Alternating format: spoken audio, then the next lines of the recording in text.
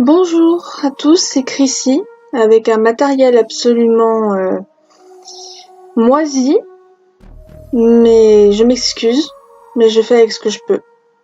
En attendant mieux, je vous propose tout de même de découvrir mon nouveau roman qui sort officiellement aujourd'hui, à travers 3 extraits promotionnels.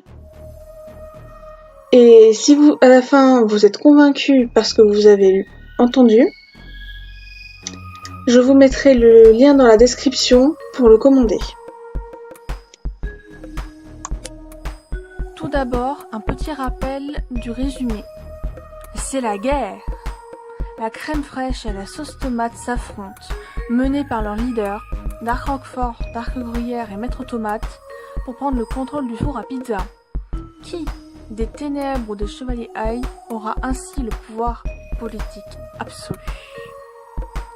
Et c'est accompagné des nouvelles La Folie Furieuse et La Révolution des Lits.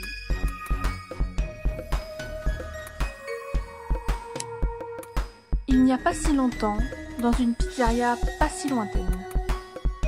La chaleur était écrasante, une vraie fournaise.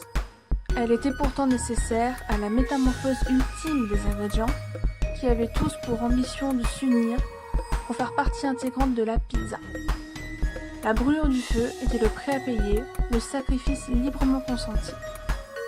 La pizza demandait toujours un lourd tribut à ses adeptes. Mais les différentes cases d'ingrédients n'hésitaient pas une seule seconde à tout abandonner, y compris leur existence crue, pour répondre aux désirs de leur maîtresse spirituelle. Et c'était la même chose pour les deux côtés qui s'affrontaient depuis la nuit des temps. Si leur sensibilité différait profondément, sauce tomate, crème fraîche, les ingrédients impliqués dans ce conflit s'accordaient sur un point, celui de la toute-puissance de la pizza.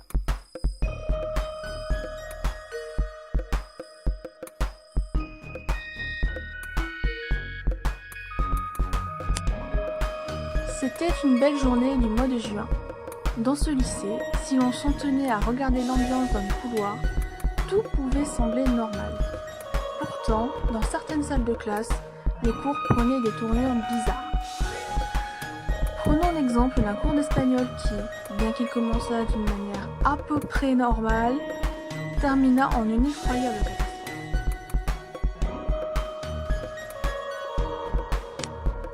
La révolution des lits, ou le jour où les lits décidèrent d'étouffer leurs propriétaires entre leurs draps.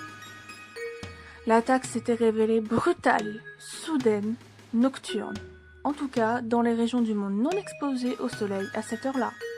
La moitié de l'humanité fut étouffée par son lit. Oui, par des lits, plus exactement par les draps qui recouvraient logiquement lesdits lits et leurs occupants. Les étoffes, en apparence inoffensives, avaient étouffé les humains jusqu'à ce que mort s'ensuive.